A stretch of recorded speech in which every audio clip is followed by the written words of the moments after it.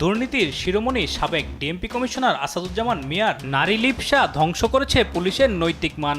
বিপুল সম্পদের পাহাড় গড়ার পাশাপাশি অধস্থন নারী কর্মকর্তাদের সাথে অবৈধ সম্পর্কে জড়ানোর নেশায় মেতেছিলেন বছরের পর বছর। কিছু নারী পুলিশ কর্মকর্তা পদোন্নতি, অর্থবিত্ত আর অবৈধ প্রভাব বিস্তারের নেশায় চলতেন আসাদুজ্জামান মিয়ার সাথে তাল মিলিয়ে। আসাদুজ্জামান মিয়া পুলিশের নারী অফিসারদের ডেকে নিতেন তার নিজ অফিসে, কখনো বা নিয়ে যেতেন দেশ বিদেশের বিভিন্ন জায়গায়। তাদের বাধ্য করতেন অবৈধ সম্পর্কে জড়াতে।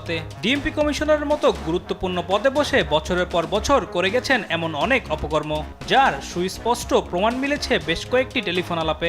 শোনা, তুমি মোটা হয়েছো, যেটা আমার আরো বেশি আনন্দ লাগতেছে, কারণ মোটা হলে সেক্স করতে মজা বেশি। তুমি তো আমার সাথে সেক্স করো, আমার সাথে করেছো, তো সেক্সের জন্য কি আমি ভালো না?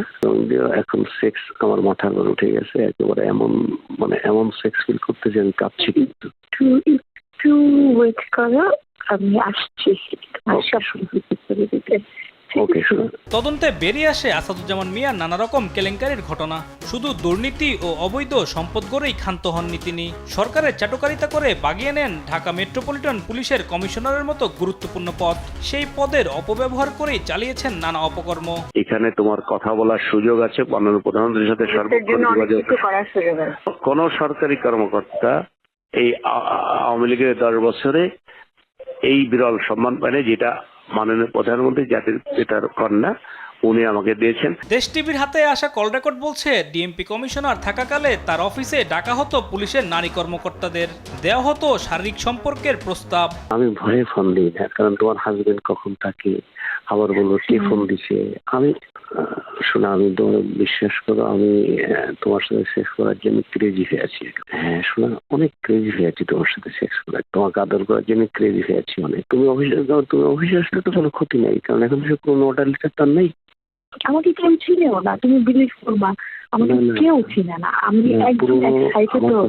শোনো, পুরোনো অর্ডার লিটার তো কেউ নেই, তুমি আসলে এখন কেউ চিনবে না। তাই তো অফিসে, আমার অফিসটা আমি যে কোনো সময় তোমার অফিসে আসতে পারবো। এনি টাইম তুমি তাহলে ফোন করবা যে আমি আসি কিনা, ফোন করে তুমি চলে আসবা। ঠিক আছে। কল রেকর্ড বলছে, একাধিক নারীকে ফোনেই বাধ্য করা হতো ঘনিষ্ঠ সম্পর্কে জড়াতে।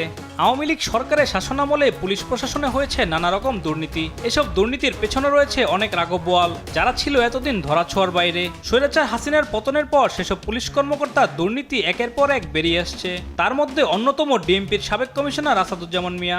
আসাদুজ্জামান মিয়ার সম্পদ নিয়ে আলোচনা শুরু হয় একটি জাতীয় দৈনিক পত্রিকার খবরকে কেন্দ্র করে। খবরে বলা হয়, পুলিশের সাবেক এই ঊর্ধ্বতন কর্মকর্তা স্ত্রীর নামে ঢাকায় একটি বাড়ি ও 2টি ফ্ল্যাট, ছেলের নামে একটি বাড়ি ও মেয়ের নামে একটি ফ্ল্যাট রয়েছে।